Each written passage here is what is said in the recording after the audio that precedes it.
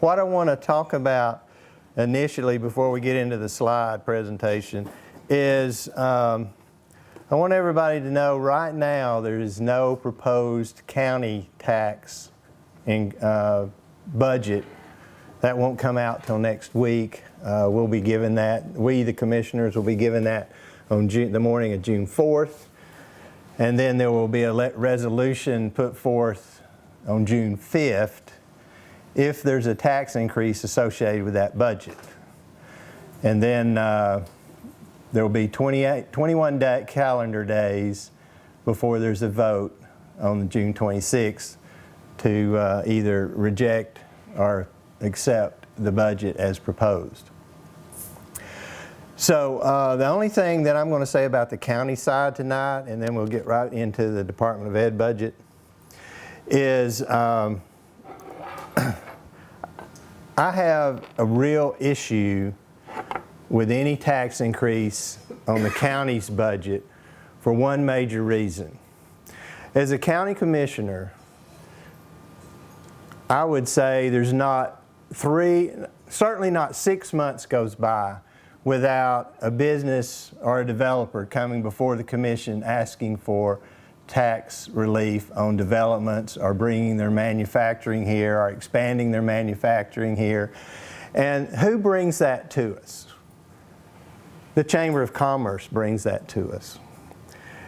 And the commission has been extremely generous with tax abatement locally in Hamilton County for economic development encouraged by the Chamber of Commerce.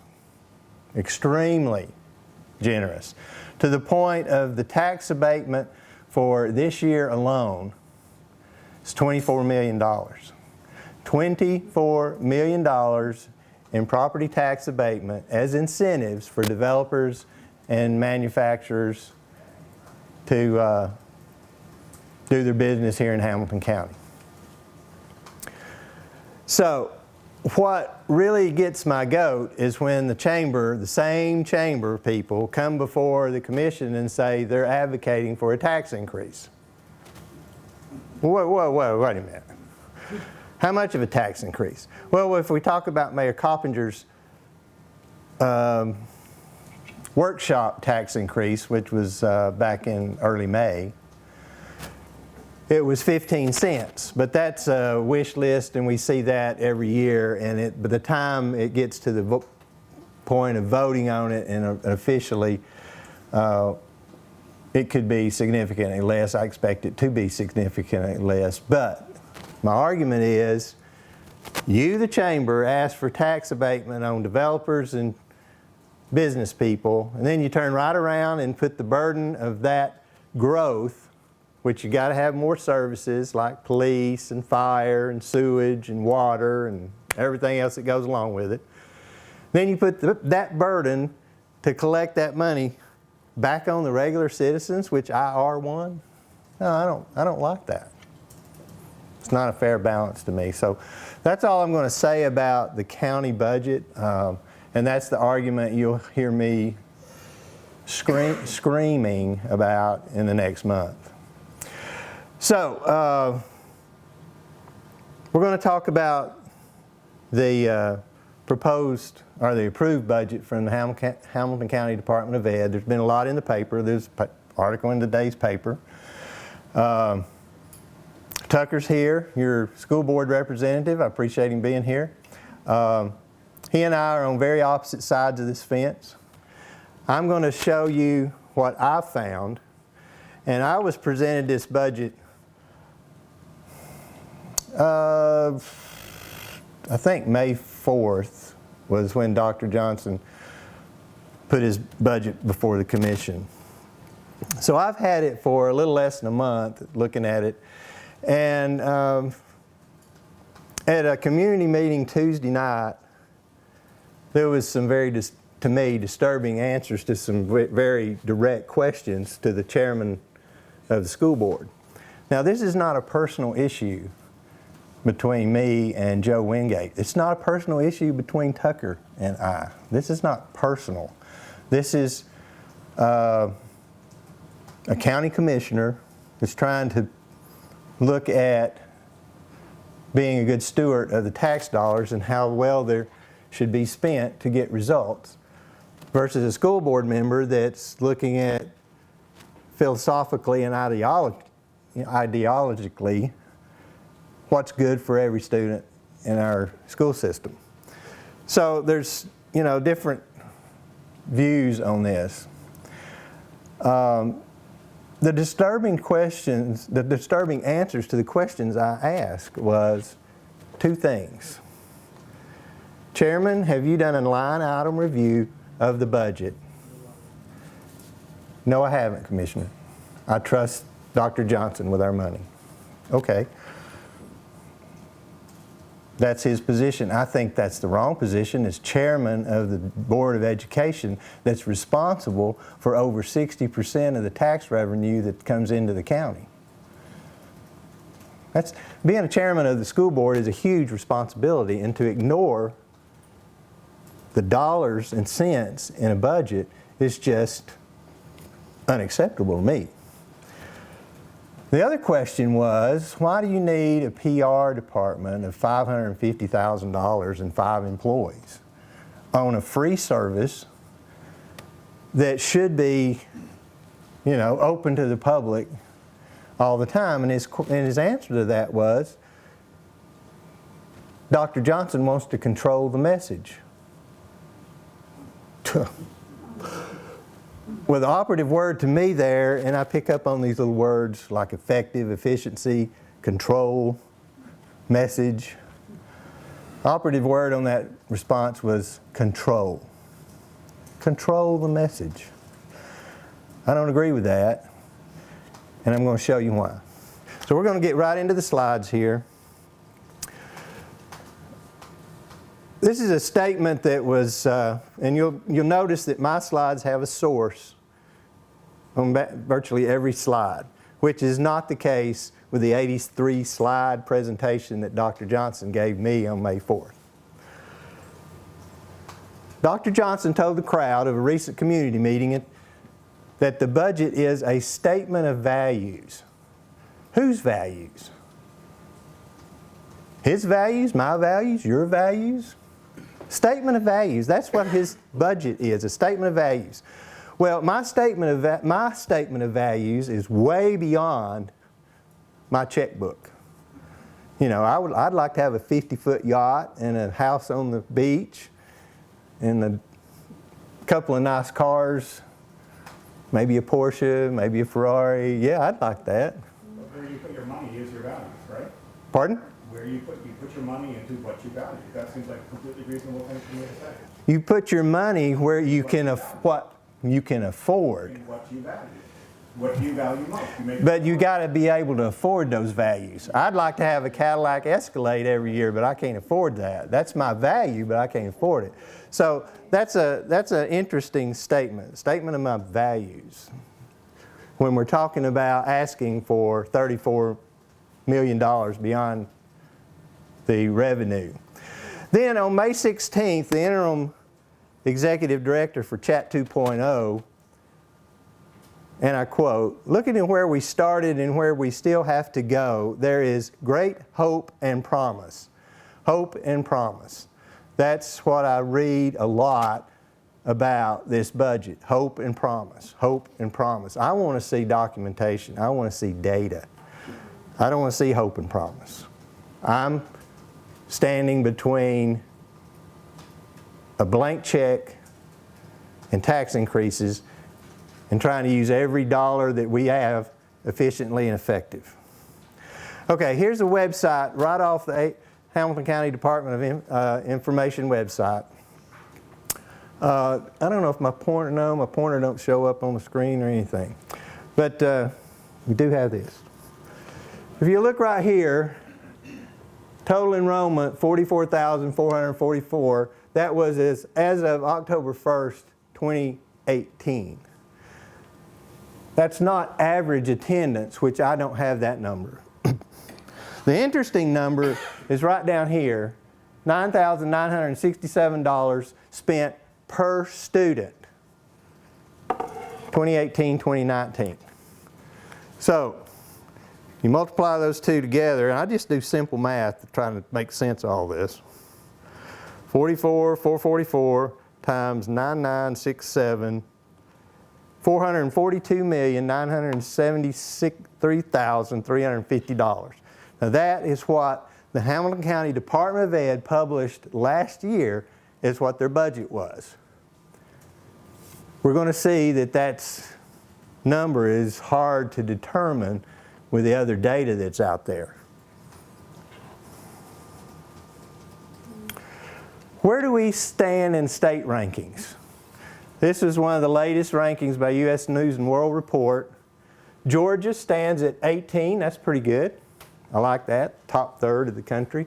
North Carolina, which will become relevant in just a few other slides, number 35. And then Tennessee on this poll was 39.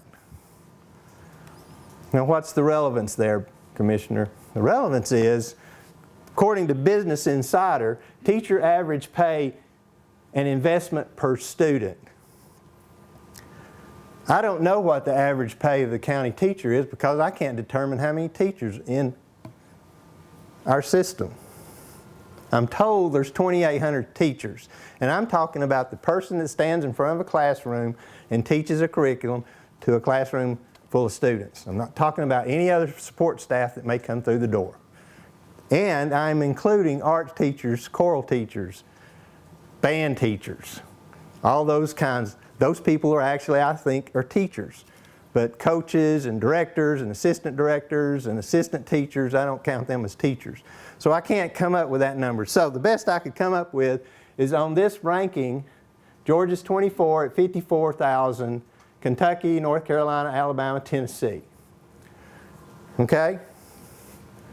If we look at dollars per student, we're at $99.67 right off of the Department of Ed's website. We're highest of all those neighboring states.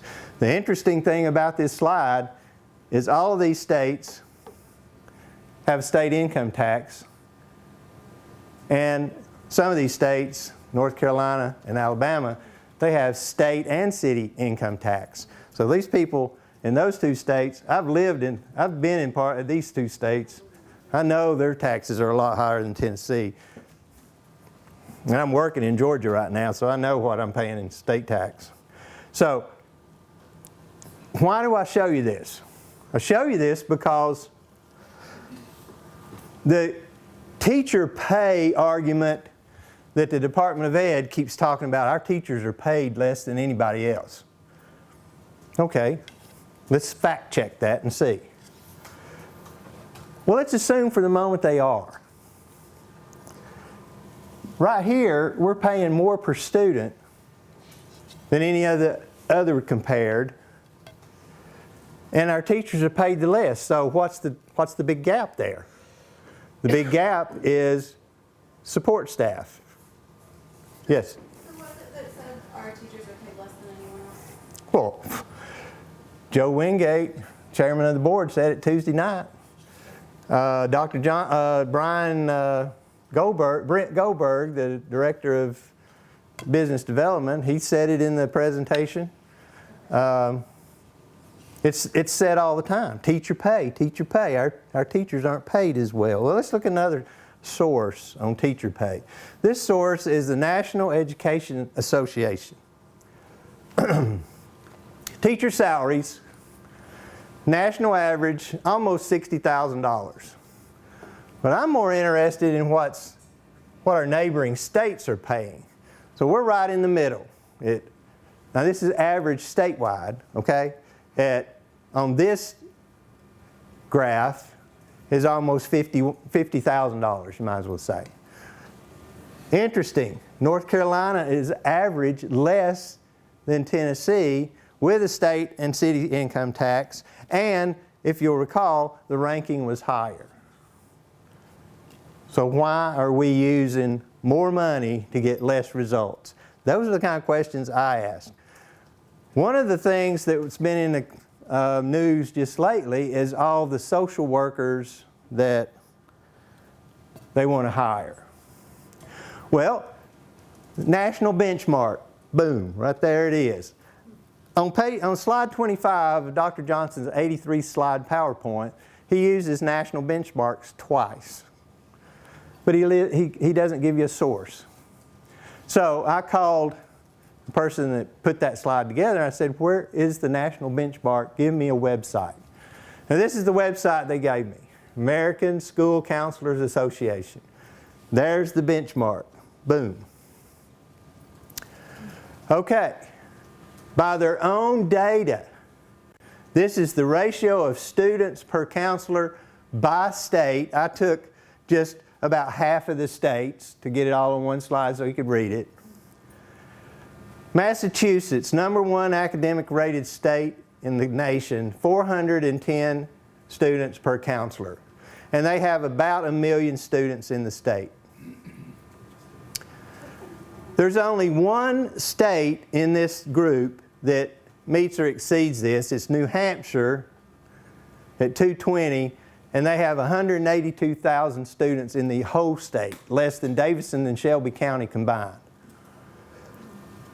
Down here at the bottom of this set of states, with the exception of New Hampshire, throw it out, it's a low one. North Dakota is below Tennessee. Tennessee's at 336 with 1 million students. About the same as Massachusetts. Massachusetts has significantly higher ratio than Tennessee, and yet Massachusetts is #1. We're in the bottom third. How do you explain that? What's the correlation of social workers to academic achievement? Yes, ma'am. Could you tell me something about the per capita income of people in Massachusetts versus people in Tennessee? I think that might... That's all relevant. You live in Tennessee, you don't live in Massachusetts. Poverty rates have a lot No, to do with how no. students perform in school. Yes. Percentage of kids in the poverty level in Massachusetts is about the same as Tennessee. Okay, can you cite that? Can I cite that? Yes, can you pull that up and cite No, you go fact check me. Fact check me. I will. I disbelieve it. Massachusetts is one of the richest states in the country.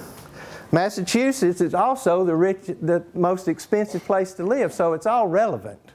To me, it's all relevant. Have you walked the streets of Boston? My sister lives there. So My son lives there. I've walked the streets of Boston. They have plenty of poverty in Boston. Here we go. Other things that affect the need of counselors in schools that aren't going to be it's not just a number. presented in that.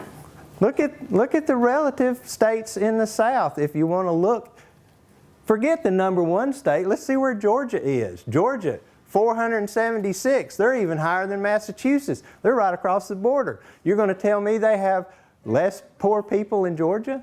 Don't even go there.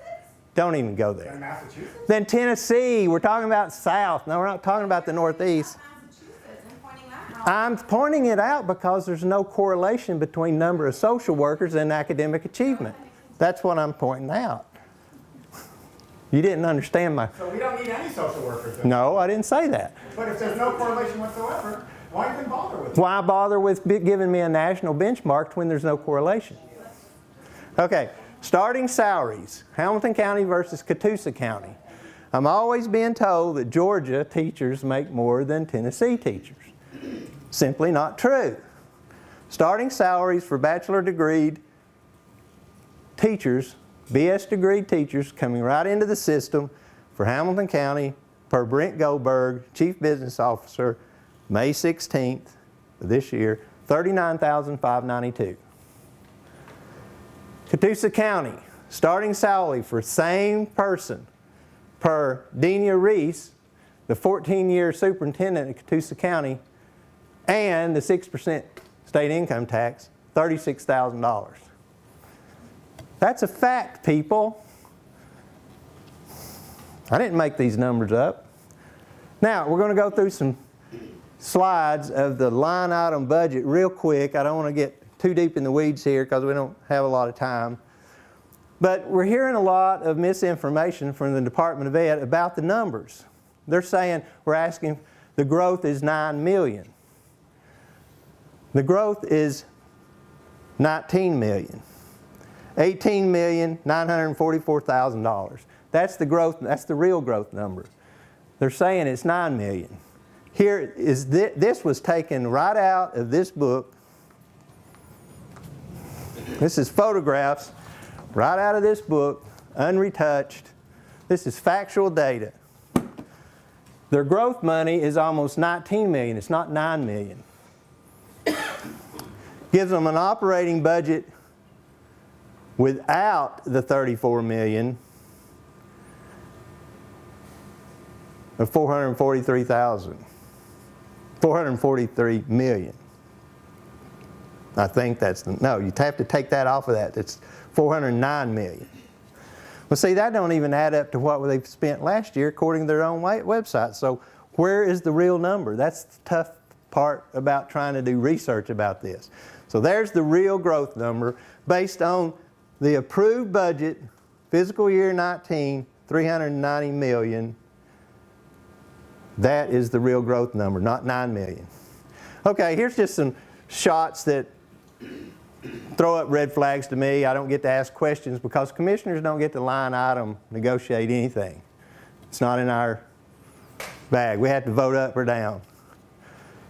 $383,000 for legal services. Don't sound too bad. Coordinator, I don't know what that is. It's going from 8 to 14 and the budget is going up $600,000. I don't know what coordinators do. I just picked that one out. Here's another one. Non-personnel contingency reserve, $400,000. What is that? We'll get into that in just a minute. Other contracted services went from $2 million to over $3 million. Other salaries for education went from $261,000 to $1.8 million. What is that?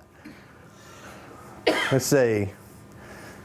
Other salaries for schools, I don't know what that is, went from $958,000 to doubled. $958,000 to $1.9 million. Those are things that catch my eye as a steward of your tax dollars that I don't get to even discuss because that's not in our purview. Yes, sir. Who approves the line item issues that you're talking about at the school level? School board does. They approved it. This is the budget the school board approved. Each line item? Don't they have to approve each line item? I don't know. We can ask Tucker that. Okay. But anyway, let me get through this. Instructional supplies, I think we need to, that doesn't bother me as much as some of these others. It's going from $2 million to over $5 million. But if you got instructional supplies, I think you need them. The reason I say that is I was talking to Dr. Johnson one-on-one with his staff of about 6 people in the room. And I asked him, how come we're having over 90% graduation rate, but we have just the inverse of that on reading level at English, arts, and math? It's almost, 15% of your graduates are on grade level. One of the answers that totally amazed me was, well, Commissioner, we don't teach on grade level. What does that mean? Well, we don't teach 12th grade English because we don't have the materials to do that. Well, if that's the case, we need to buy them. So I'm not having a problem here. Let's get them the materials they need to teach on grade level. I certainly am all for that. Early post-secondary, 0 and 19, 4 people added, $4.5 million budget. Whoa, what in the world is that about? Post-secondary. That's a big number. I want to know what that is. I don't have a clue. Instructional supplies, again, same kind of thing over here, but why aren't they on the same line item? Why are they separate? Now, here's something that I don't think the Department of Ed should be responsible to even pay. Almost $450,000 in stormwater fees. County don't pay any stormwater fees. We said we're not paying them. So we don't pay them. I wish the county, the school system didn't pay them. Okay, now we're going to get into the slides that I've generated after I looked at that line item budget. And here's the budget for anybody that really wants to get into it. But the first thing I want to point out is Brent Goldberg, Chief Business Officer, has a new $400,000 discretionary funds that he controls. Remember the non-personnel $400,000 item that I pointed out? Or was it? right here.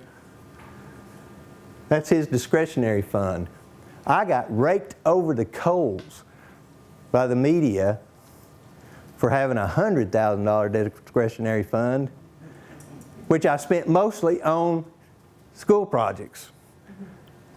I was part of the Sneaky Six. I was called fiscally irresponsible by our mayor, and I had $100,000. He's got $400,000. I'm sure his intentions are to use it very good, but just go ahead and tell us that it's what it is. That's it. Tell us what it is. That's what it is. The budget says the teacher's salaries require $10 million, but we were told by the HCDE the number is actually $12.5 million. If we go back into the line item budget, there's a $10 million figure that Mr. Goldberg said, well, that's underestimating. It's really $12.5 million. And on several pages down, there's another line item, $2.5 million, that makes the $12.5 million. It's just confusing. School system added 76 positions during the school year. Did the money come from this year's growth money? Where did it come from? Now, this is straight out of their books. They've already added 76 positions, and they're wanting to add, they talk about we're adding 354 positions. No, it's not. It's 354 plus the 76, right out of their book. I didn't make these numbers up. With a built-in step increase, some teachers will receive 8 to 10% pay increases, not the proposed 5%. Everybody's talking about 5% for the teachers, 5% for the teachers. The poor teachers need a 5% raise. I hear that every year for 9 years. But you know what? You can't get them to define who the teacher is. I want the teacher that stands right there and teaches the curriculum. How many of your 6,000 employees are teachers? Plain old classroom teachers. Well, I've been told 2,800. Well, if you do the simple math, you got 44,000 students. Let's say there's an average of 25 in a room. You divide that, there's 1,800 classrooms. 1,800 teachers in 1,800 classrooms. Okay, well, let's add a half a dozen more to the 79 schools for art, music, and band, and whatever. I can't get to the 2,800. I just can't. But I'm using the 2,800. The step raise is predetermined based on years of service and how many degrees you have. This year, a lot of teachers are going to get a lot of employees are going to get their step raise. And then if this budget passes, they'll get the 5% on top of that. So when they're talking about they need a 5% raise, that's a little disingenuous to me because it doesn't take into account the step raise. Get one or the other, okay? The 5% gets me because I haven't talked to a small business owner or a union trade that has given a 5% raise in 15 years, 20 years. I was talking to Kenny Smith. Anybody know Kenny Smith at IBEW? Yeah. Yeah. Been over there a long time, right? Runs a great operation. I called Kenny. I said, Kenny, what kind of raise does your guys get this year? I have to look it up. Called me back. Tim, IBEW, our journeymen get 2.25% this year. Okay. Call the Atlanta IBEW guy. What was the cost of living increase this year? What's the cost What was of the cost of living increase this year? CPI? Consumer Price Index? It's over 3% for the first time in 15 years. Lost money, the people you just told me about, who only got a 2.25% raise, right? I'm one of those guys. Okay. I only got 1.5 this year, and I'm glad to have my job. So the point being, 5% is not a reasonable increase. Nobody's getting a 5% raise. Nobody. Understated employees probably are not getting a 5% increase, and I worked for the state for 30 years. Sometimes we didn't get one. Right. Department of Education and other places did, but we didn't. Yeah. So 5% increase to me, first of all, that's unreasonable. Second of all, the step increases need to be explained to the public and tell us the truth. What is the payroll going up without a 5% raise? They also did away, by the way, with the, you don't get anymore get a step raise for having an advanced degree. So I teach in the English department at UTC, we stopped having high school teachers come to get their MAs at UTC because they no longer get a pay raise for that. So According to this document, the advanced degrees, the lane you're in, you get a step raise at whatever level you are. Okay, let's go to the next slide. Continue the progress without a tax increase. The 83 slide presentation, let me grab it here. It's pretty.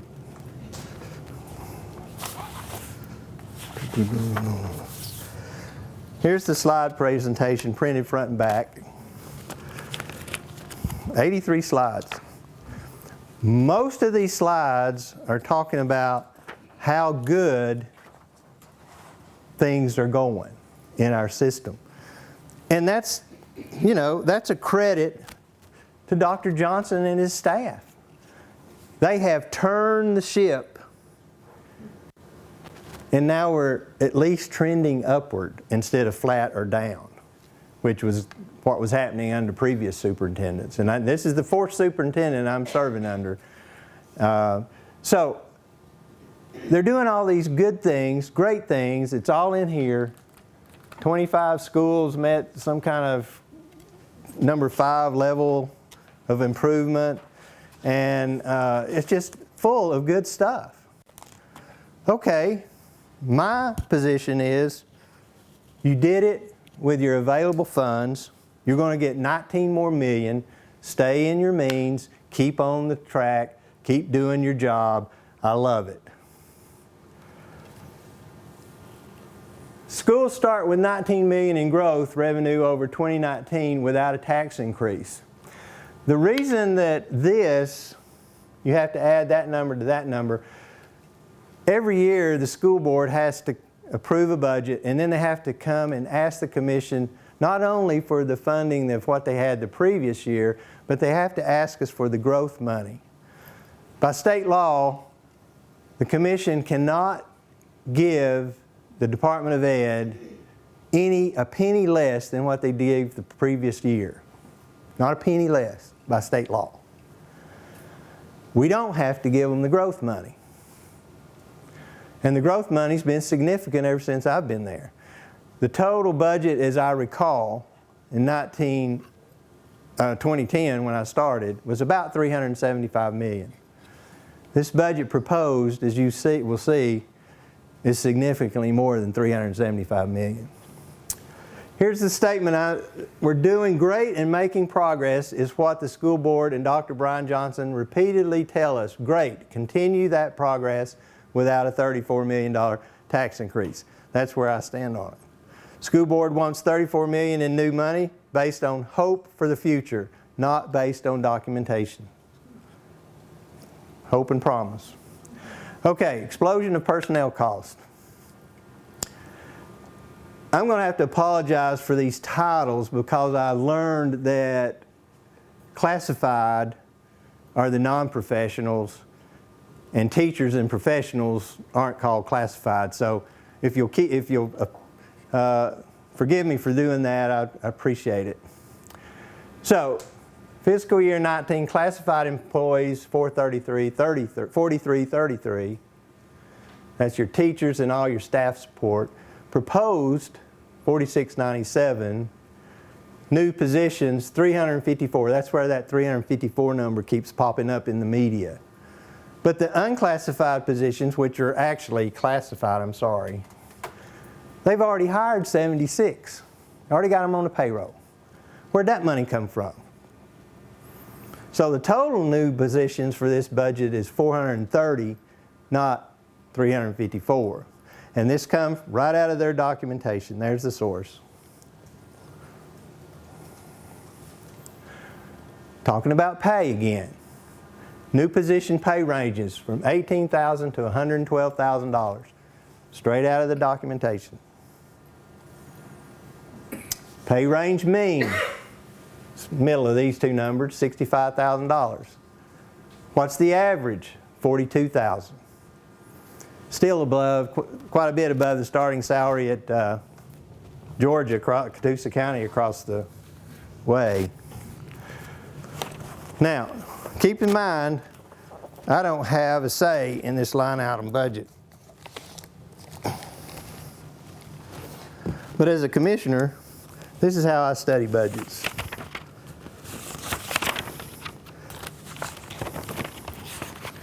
I line item budget study.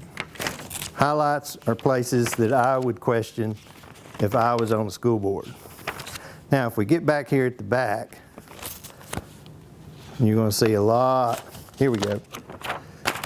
Every line has been highlighted. Every line. I didn't skip a line. That's where these numbers come from. I don't make this stuff up, ladies and gentlemen. So, it doesn't look like to me we're doing too bad a job of paying people. So, from their document 1, page 1, approved budget, $390 million, that's 2019, we've already talked about that. Here's their growth money at $18,944,000, we got it right off of their documentation. Here's their proposed tax increase or their deficiency in what they're wanting for a total of $52,944,000, which brings us to that $443 million number. And that's in the media all the time, $443 million. Proposed state and local budget, $443 million. I've heard it 100 times. What's the real number? Real number, $527,540,000. Well, Commissioner, why is there such a big difference there? This number doesn't include federal money, which is almost $50 million. Some of the school board members argue, well, you can't put that number in there. Well, if that federal aid went away and we weren't draconians, would we still feed the kids on all these Title I schools? Sure we would. Would we provide them transportation? Sure we would. So that's not going to go away. If the federal government goes away, we're going to find a way to feed the kids and get them to school. Now, school board says... You think the federal government is likely to go away in the next year and this is going to become the responsibility? No, that's not what I'm saying. I'm saying if this is a real cost to our system, so you include it in the cost per student. That's what I'm saying. No, even if I include that number, I'm not at the 9967 that they have on their website. This is what confuses me. Their 9967 number, school board members argued openly in the public, you can't count that, Commissioner. When I asked, define the 9967 on your website, the school board member that said I couldn't count that, he couldn't do it. I had to call Christy Jordan, the former finance director, and ask her what constituted that number. She agreed with my calculations, even though my calculations are less than hers. She agreed that these two have to be in there. Okay, what's the final number? Boom, big number, $35 million. Where'd that number come from? That's the debt service on the $300+ million of new facilities that the Commission has built in Hamilton County since 2010. This is every year. It ain't going away. State law says the Board of Education can't borrow money to build new facilities. It has to be through the Commission. Why am I including that? What do you hear about all the time? $200 million in deferred maintenance. We don't have enough schools. We don't have them in the right place. Some of them are falling down. What are we going to do? Pitch tents? No. We're going to borrow millions of dollars and build state-of-the-art facilities, which that's what we're doing, and that's what it costs annually. So that's part of the education budget for the Hamilton County. Total them up, It's over $500 million. A lot of money, people. Here's some items. We've talked about the 5% pay increase for the teachers. It actually means a minimum 5% increase for all Hamilton County Department of Ed certified teachers and professionals, and a 4% pay raise for all other employees, not counting the step raise. Employees receiving a step raise may realize 8 to 10% this year. Just get it out there and tell us what the real world is. Department of Ed says the budget includes elimination of school fees. I said, great. I was sitting right in front of Dr. Johnson when he said that. I said, that's awesome. As a grandparent, I get these lists every year of what I'm going to have to pay for my grandkids to go to public school. All these fees. So, me and Jan, my wife, we get to Walmart and we get our list out, and I'm convinced that Walmart's got to be the cheapest place to buy this stuff, right? They got it all right there in one place. I think they make the list and turn them into the school is what I think they do. Anyway, we're coming out of there $250 a kid. And I said, Dr. Johnson, I've been asking y'all to do this ever since I've been there because it's a volunteer tax, basically what it is. He said, oh, Commissioner, that's not what I mean at all. My shoulders went down. I said, oh my God, what does it mean? He says, it's only for classroom fees, like art class fees, or English fees, or lab fees, or band fees. It's not all that consumable stuff, toilet paper and glue and pencils and handy wipes and all that other stuff on that list. None of that. So you still got to do that. That's better than nothing, but it still ain't even touching that. Just tell people what it really is. Department of Ed says the budget is requesting $34 million increase. That's not true. By state law, they have to come and request the growth money along with any deficit money. Almost $53 million is what they're actually requesting this year, not $34 million. The $34 million is the tax increase. Okay? And remember, that's over the approved 2019 budget. Department of Ed says our teachers are paid much less than Georgia. Well, we've already talked about that. No, they're not. They're not paid much less. $55,532 is the average in Georgia. Average in Tennessee is $53,354. We don't have a state income tax. That superintendent that I was talking about and referring to in Catoosa County, I talked very frankly with her, and she was very honest with me. I asked her, how many teachers do you steal from Hamilton County? And she laughed. She said, I don't steal any teachers from Hamilton County. Hamilton County comes down here and gets my best coaches. Okay, I wasn't going there, but that's what she said. I said, well, I'm always being told that we're losing teachers to Catoosa County. And she says, not for pay. I do get a few, mostly retired, double dippers. That's her term, not mine. School board member right now is working for her. Honest to God, he's working for her right now. I called him randomly. He answered the phone. Hey, Commissioner, I'm loading a bunch of kids on the school bus. I'll call you back. I said, what? Works at Heritage High School. Okay, I don't blame him. He's healthy. Do it. Go for it. But that's where she says gets most of her teachers out of Hamilton County. They retire.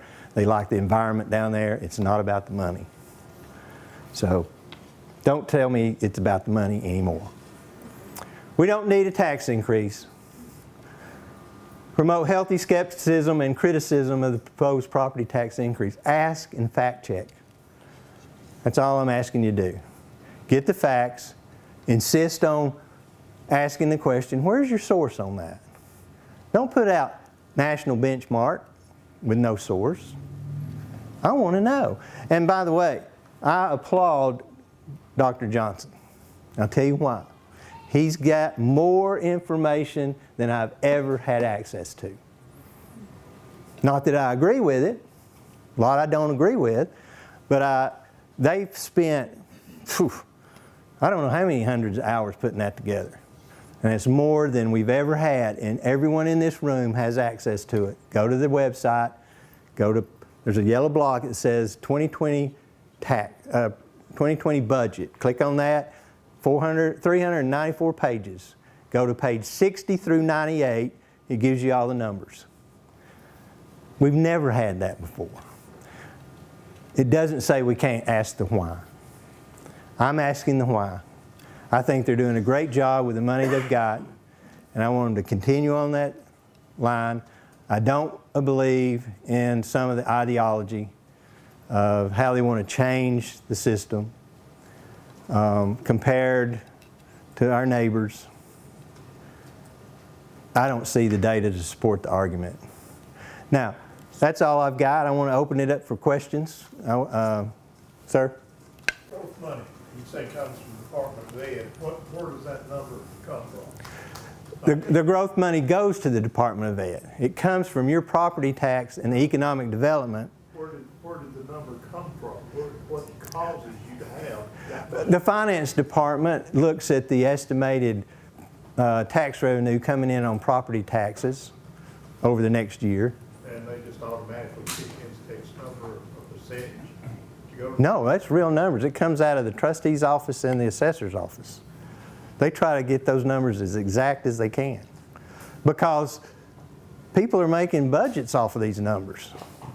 The county's making budgets off of the numbers. What's growing? Number of students growing?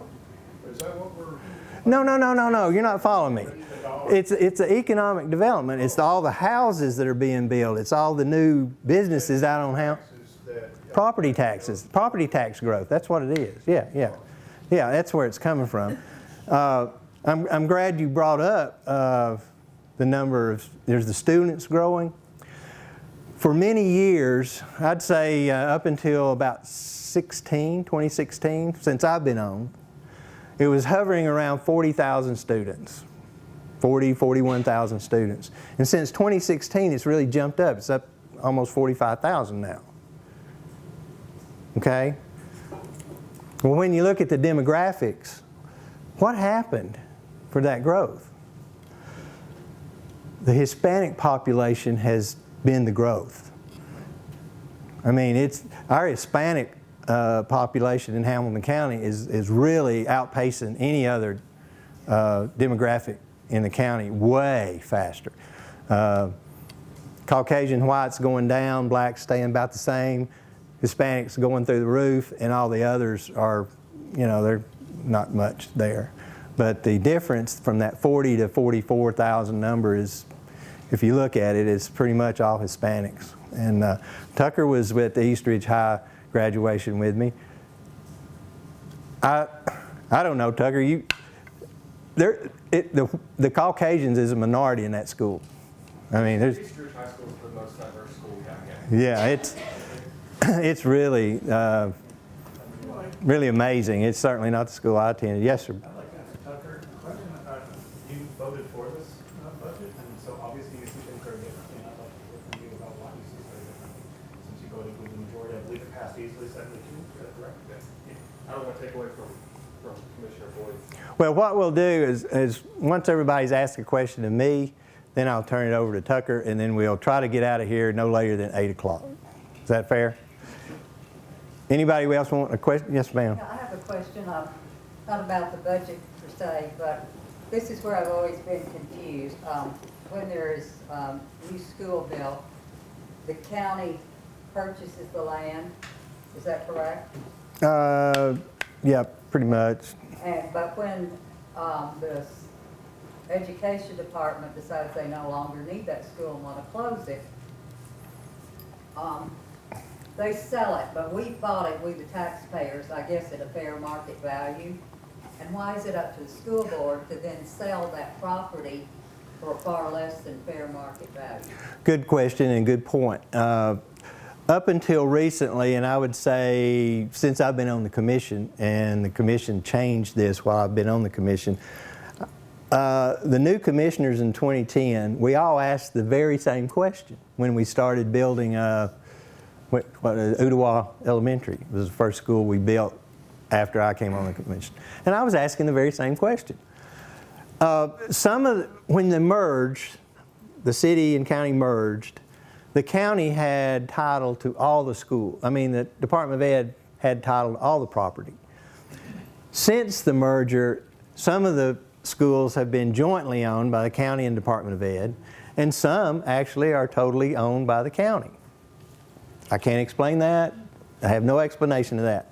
But in the case of East Brainerd Elementary, that was titled by the Department of Ed, and they have the discretion to dispose of the property any way they want to.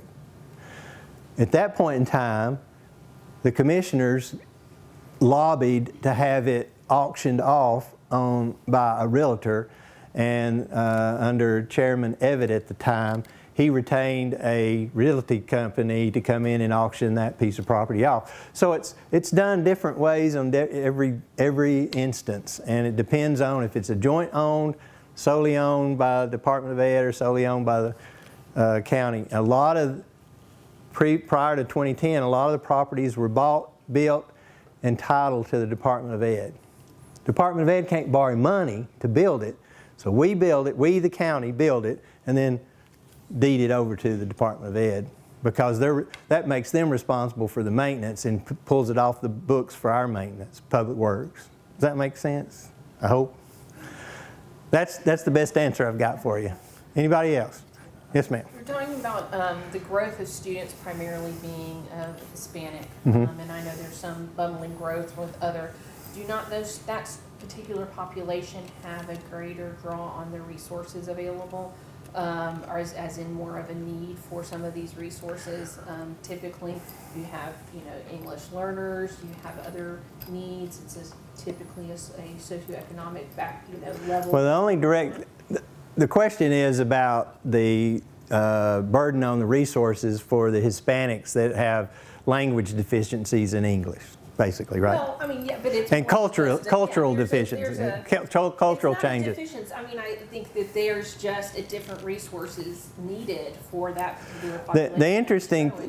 The interesting part of that argument is that if you look at Eastside Elementary, which is 70% Hispanic, and many of those kids come to that school can't speak any English, they're doing great.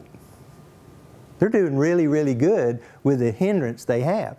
Eastridge Middle and High, the Hispanics are doing really good. But that's They're really not the question. The question is that though monetarily you're looking at and I know, I mean, they're doing really good with the funds they have, I think, from what I observe, they're adequately funded to move up, and that's what the Hispanics are doing. They get out there and work really, really hard. Yes, sir. My child was at Eastridge 2 years ago. There was no art class, not a single one. They didn't even have room. They just built.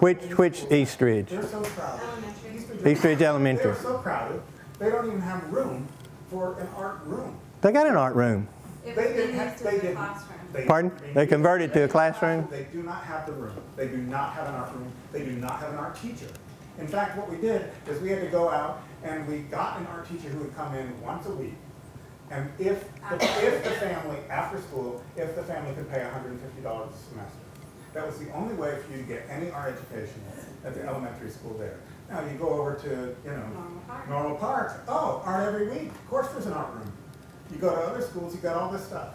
So I don't have a problem with a tax increase that actually lets the kid get some access to art and music and is going to hire some teachers to do those things and maybe make some spaces for those things. I teach in the honors program at UTC. You know how you get into an honors program? You get in there by having art classes, by having music classes, because if all you've got is math and reading, I'm sorry, you don't have the extracurriculars and stuff like that, it ain't going to get you there. Okay? The way that you really achieve is to have that full sort of cultural experience, which some of the schools in Hamilton County now offer. But I volunteer at Howard. I had a child at Eastridge. I have a child at CSAS. I have a child at Riverman. Okay? And so I know what these schools are. I'm in them all the time. What's your question? So I'm saying that I think... This is not a statement point. This is a Q&A. This is a statement. I think that the people who are here... If you've got a question, ask a question. in the schools and perhaps have not visited them in a long time may not be aware of the fact of what... Okay, you have in these... Sir, I'm going to give you a counterpoint. I never had an art class in my life. East Ridge has never had art classes. And that's not And you teach that's the, not pathetic? you teach at art, That is pathetic. do you teach at the honors program at UTC? Yes, I do. Okay, I have a daughter that went to the honors program at UTC. Very few Hamilton County students ever enter your program. I don't know why. Well, maybe because they don't take art and music. No, because they don't know about your program. I mean, I think I can tell you why. My daughter graduated BFA. You didn't have a single college-ready black student coming out of the traditionally black high school 3 years ago, so that would explain some things. Not my fault. No, but The money's was funding there. might help. I'm not an educator. But funding might help. No, they've got plenty of funding. The numbers tell us the dollars are there. They can't even hire a single art teacher. They have so much money. They can't afford to even have a single. I'm not arguing with you. I'm saying that where they're spending the money is not in the right place. They've got 1,800 classrooms. They got 2,800 teachers. And they're wanting a 6-to-1 ratio staff to teacher hire this year. Staff to teacher. I say, let's flip it. We'll hire 6 teachers to every 1 staff. Then you got this commissioner's support. Not the other way around. We don't need any more freaking staff. We need teachers. We need art teachers. I agree. Do you realize I have given more to the art programs of Hamilton County than Knox County and Hamilton County elected officials combined total? Sir, I am a very high advocate for the You arts. never took an art class. You don't need it. You know what I You did? don't need it. No, I didn't say I didn't need it. I said I never had one. I didn't say I didn't want it. My first child, recording artist. Second child, best of show at 100 Art Gallery. Went a scholarship to Rhodes. Now he's a PhD. He just resigned his position at Harvard as director of neurogenetics. Great. Art got him there, creative mind. Third one, BFA, honors program UTC, graduate at UGA. She is a songwriter. What is this telling you? What does that tell you? I believe in the arts. What I'm trying to say to you is the money that this budget does, it allocates it in the wrong place. Give a kid an art teacher, not a social worker. Give a kid That all depends. give a kid an art teacher or a choral teacher instead of a truant officer. That all depends. No, it don't. No, it don't. Give a kid a reason to be in school. School, it doesn't matter if that kid has art or not. That kid is not going to have a home environment that encourages him to go to school or not. You create an environment at school that he or she wants to be at, that kid's going to show up at school. I know kids at East Ridge High School living in cars, and because they wanted to get out of the life, they made it to school by themselves. Kids make good decisions if you let them. Okay, if there's no more questions, I'm going to let Tucker have the floor. What time is it? Tucker, we got 20 minutes, so it's all yours. I wasn't